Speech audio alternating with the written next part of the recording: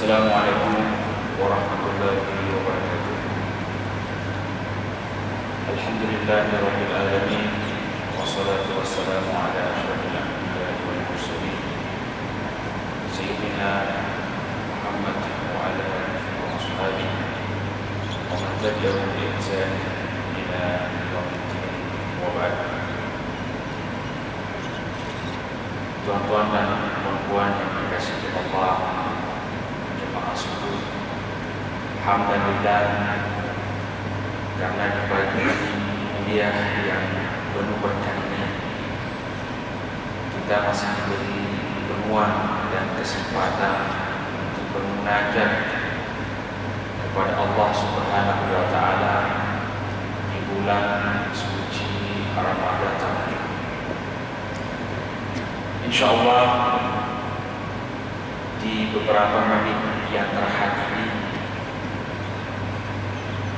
saya selaku penceramah akan mengajak tuan dan puan untuk memaknai hadis qudsi yang diriwayatkan oleh Bukhari Muslim dari Abi Hurairah radhiyallahu anhu qala kullu amali bani adam lahu illa asyam fa innahu li wa ana ajzihi. Setiap amalan anak cucu Adam itu untuknya kecuali puasa. Puasa itu untuk saya, kata Allah, dan saya sendiri yang akan membagi pahala. Mungkin tuan dan puan ada yang bertanya, bukankah setiap amal ibadah itu milik Allah? Bukankah sholat, haji, zikir, bacaan Quran, dan amal-amal lain itu adalah milik Allah dan Dia sendiri yang membagi pahala? Tetapi kenapa di hadis satu ini Allah mengecualikan puasa, bahwa puasa itu untuknya, li, dan saya sendiri yang membagi pahala? Sebelum melihat makna hadis ini terlalu jauh, pada dasarnya hadis ini menunjukkan betapa murahnya Allah, betapa tinggi dan sucinya kasih sayang Allah terhadap manusia. Seakan-akan Allah itu ada di hadapan kita. Dia bermunajat kepada siapa saja dari ahli puasa. Sementara Allah itu jauh dari kita. Allah itu berada dalam dimensi waktu dan tempat yang amat jauh. Dia berada di singgasana arsy-Nya yang suci, sementara kita berada di dunia fana ini. Tetapi dengan hadis ini Allah itu seperti dekat dengan kita. Seakan-akan jarak tempuh antara bumi dan arsy itu yang memerlukan waktu seakan-akan tiada, seakan-akan ditepis, seakan-akan Allah ada di hati setiap hamba. Kembali kepada permasalahan semula, kenapa puasa itu untuk Allah semata dan Dia sendiri yang membagi pahala? Ibnu Hajar rahimahullah mengumpulkan perkataan-perkataan ulama dan menyimpulkannya ke dalam 10 perkataan. Yang pertama, puasa itu tidak ada riya, tidak seperti dengan ibadah lain. Ya, jadi Allah mengatakan asyamu puasa itu untukmu dan saya sendiri membaginya karena peluang untuk dijangkitinya dia sedikit sekali. Lain halnya dengan ibadah lain. Orang yang pergi berhaji setelah pulang kampung kadang masih terdengar di bibirnya bahwa saya telah naik haji tahun ini dan saya melakukan ibadah ini dan itu. Orang yang sholat pun nampak secara lahiriah dari rukuk dan sujudnya. Bahkan boleh jadi dia mengatakan bahwa sholat saya sekian rakaat, tahajud dan sholat pagi saya sekian rakaat. Tetapi ada orang yang mengatakan saya ini berpuasa. Andai kata ada orang yang mengatakan seperti itu, tetapi keikhlasannya hanya Allah yang tahu semata. Kemudian yang kedua, setiap amal ibadah hamba itu dilipat gandakan dari 10 pahala hingga ke 700 pahala dan lebih daripada itu. Punya limit batas tersendiri. Dalam sebuah riwayat, yudha'af al-hasanatu asyru amsalihha ila tis'imi'ati dha'fin ila masya Allah. Setiap amal ibadah itu dilipat gandakan pahalanya dari 10 pahala naik ke 700 pahala hingga ke yang tak terkira. Ya. Dan puasa itu termasuk amal ibadah yang pahalanya tidak terkira. Oleh itu dalam sebuah hadis yang diriwayatkan An-Nasa'i, Rasulullah mengatakan, "Alaika bis-shaum." Wajib bagi Anda semua berpuasa. Karena puasa itu la mithlala, tidak ada bandingannya, tidak ada yang serupa dengannya. Kenapa? Karena puasa ini memerlukan tingkat kesabaran yang tinggi. Oleh itu puasa pahalanya sama dengan kesabaran. Di dalam Al-Quran dikatakan, innama yuwaffas sabiruna ajrahum bighairi hisab. Sesungguhnya orang yang sabar hanya Allah lah yang akan membagi kepada mereka pahala bighairi hisab, yang tidak ada hisabnya, tidak ada batasnya. Puasa pun seperti itu. Ya. Kemudian yang ketiga, puasa itu adalah amal yang sangat dicintai oleh Allah. Olehnya itu Allah mengatakan, li, puasa itu untuk saya semata. Tetapi tidak berarti bahwa amal ibadah lain bukan milik Allah. Penekanan yang Allah tekankan pada saat dia mengatakan li, puasa bagiku, karena puasa itu di antara amal-amal ibadah itulah yang paling dicintai oleh Allah. Ini terkait erat dengan pendapat-pendapat yang datang di kemudian hari. Ya.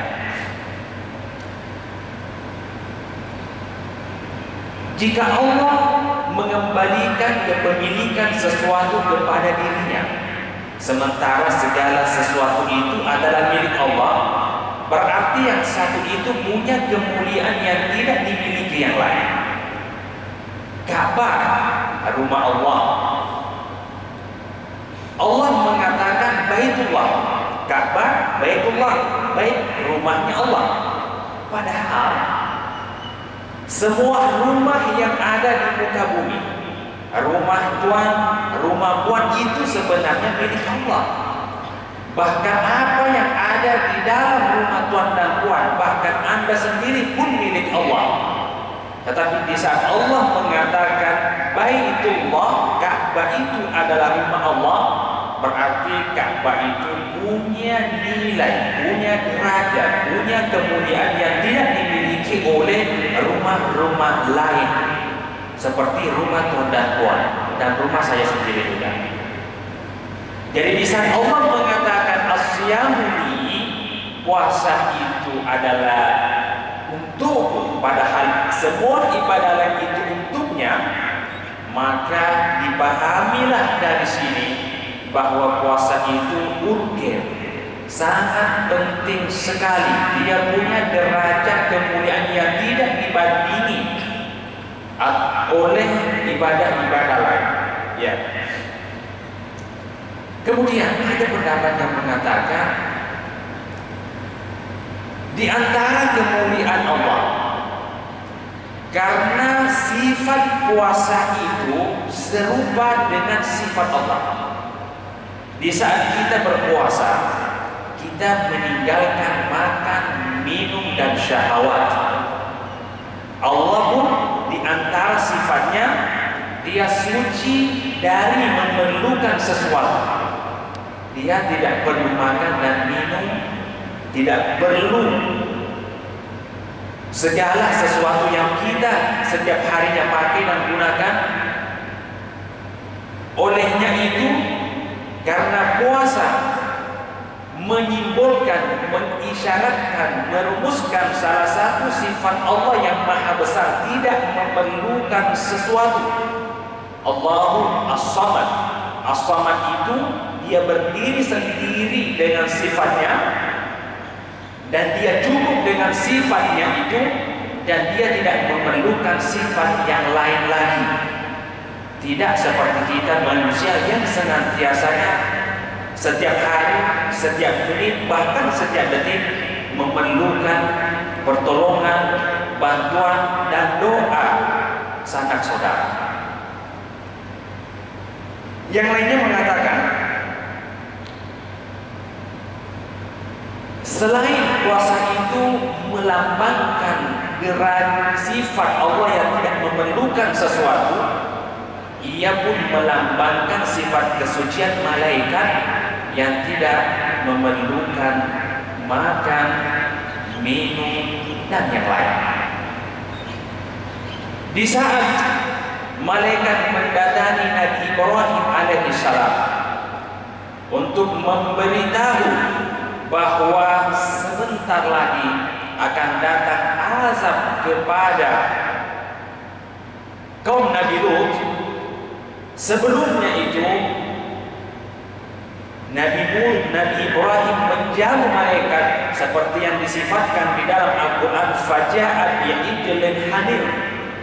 Dia datang dengan ijl, ya, dengan daging kerbau yang sedap, ya, yang siap untuk disantap. Tetapi di saat malaikat memberitahu bahwa mereka ini tidak memerlukan makan dan minum, di saat itu Nabi Ibrahim tahu bahwa mereka ini adalah malaikat.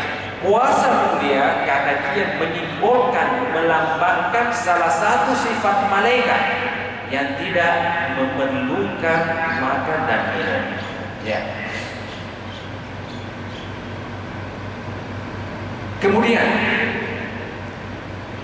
sebagian ulama mengatakan bahwa di hari kiamat, di hari hisab amal, tuan dan puan akan dihisab nantinya. Tidak ada satupun dari hamba Allah kecuali punya kesalahan, punya khilaf, punya maksiat besar atau kecil. Yang akan menutupi maksiat kita nanti di hari hisab perhitungan amal ibadah hanyalah amalan-amalan kita. Orang yang banyak amalnya akan selamat karena bisa menutupi dosa-dosanya. Amal ibadah kita, apakah itu sifatnya sholat, zikir, haji, dan lain-lainnya, atau ibadah-ibadah sosial, itu akan menutupi dosa dan kemaksiatan, kekhilafan sama ada kecil atau besar. Tetapi di dalam sebuah riwayat yang dikatakan Sufyan bin Uyainah, di saat amal itu telah dihisab, setiap keburukan, kemaksiatan ditutup oleh satu kebaikan. Apabila seorang hamba tidak punya lagi kebaikan untuk menutupi dosanya, sholatnya telah menutupi satu dosa, istighfarnya telah menutupi satu dosa, sedekahnya kepada saudaranya telah menutupi dosa, senyumnya, istighfar dan zikirnya telah menutupi dosa. Tetapi masih ada dosa-dosa lain yang tersisa. Bagi amal ibadahnya yang tersisa hanyalah puasa. Sufyan bin Uyainah mengatakan Allah tidak ingin menggunakan pakai puasa ini untuk menutup dosa itu. Jadi Allah sendiri yang menutup dosa itu dengan syafaatnya. Puasa tetap baki, tidak digunakan pakai menutup dosa. Sehingga Sufyan bin Uyainah mengatakan Allah akan memasukkan hamba ini ke surga dengan puasa itu. Inilah kemuliaan puasa. Kemuliaan puasa tidak berhenti hingga di sini. Syekh Asy-Sya'rawi, seorang mufassir terkenal dari Mesir, rahimahullah, telah wafat. Dia mengatakan, sepanjang sejarah manusia, sejarah akidah, sejarah kemusyrikan, setiap orang muslim yang datang pada setiap nabi dan rasul, tidak ada yang mensyarikatkan Allah, tidak ada yang menyembah selain daripada Allah dengan ibadah puasa.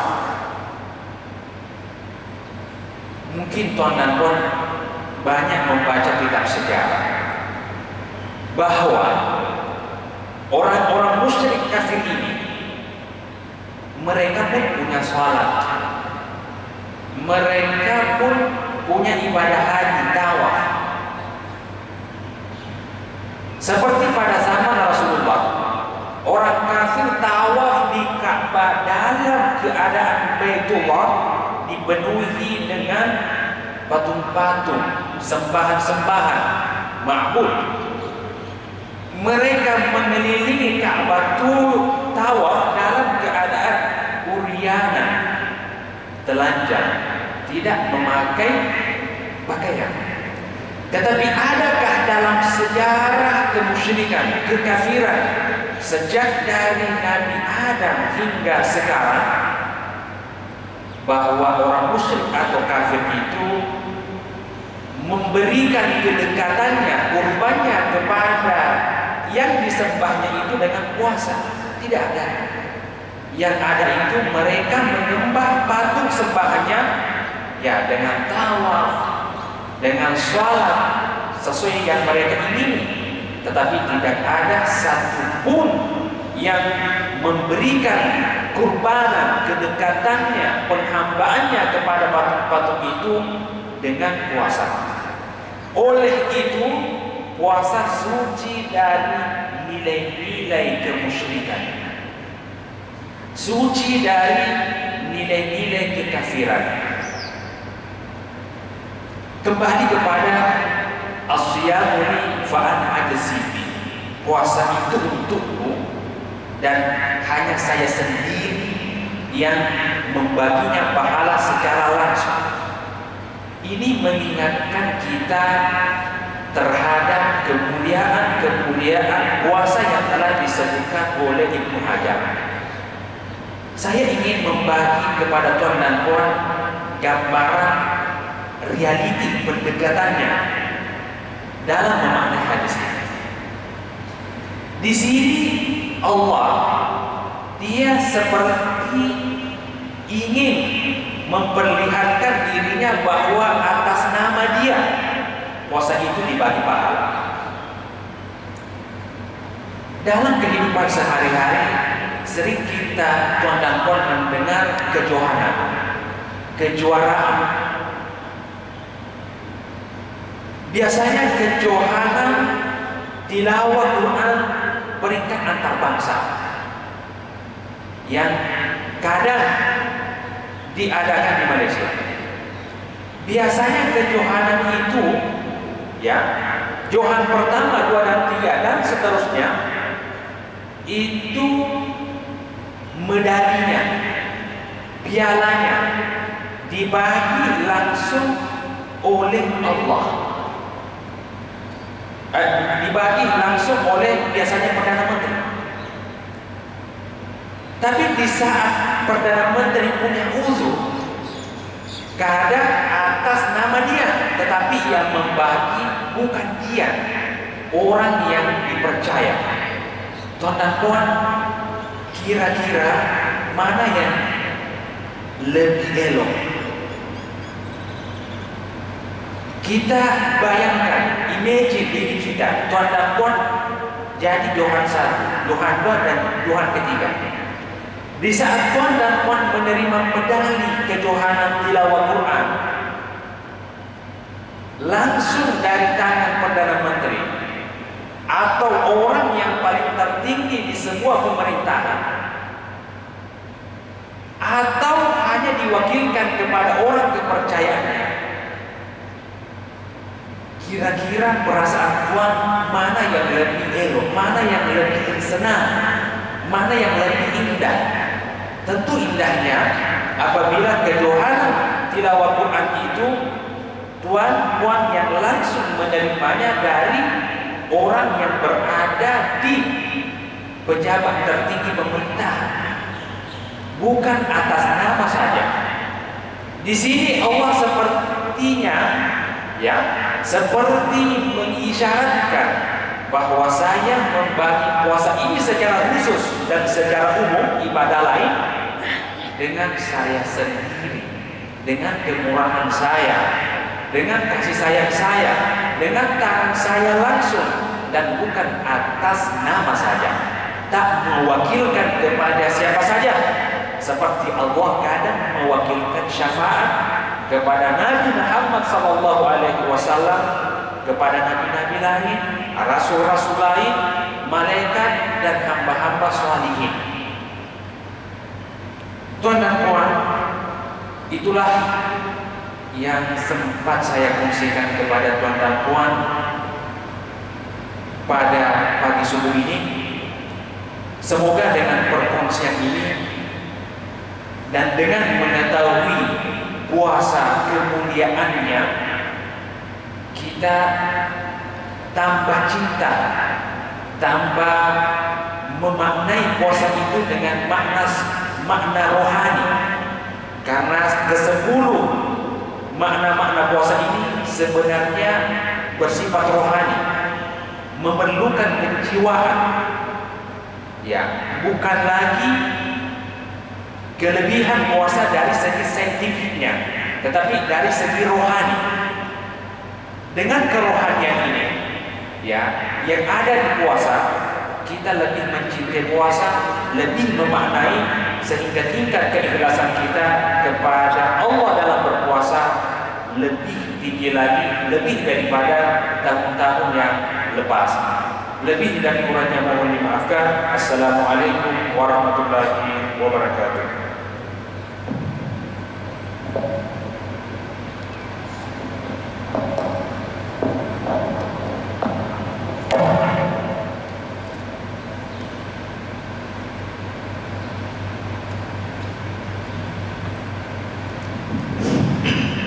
Sekian, wabillahi taufiq. Wassalamualaikum warahmatullahi wabarakatuh.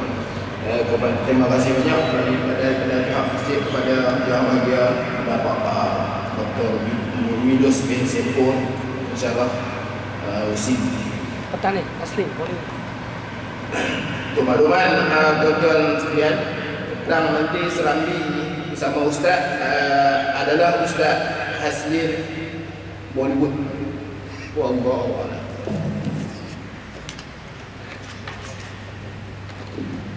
Masya Allah.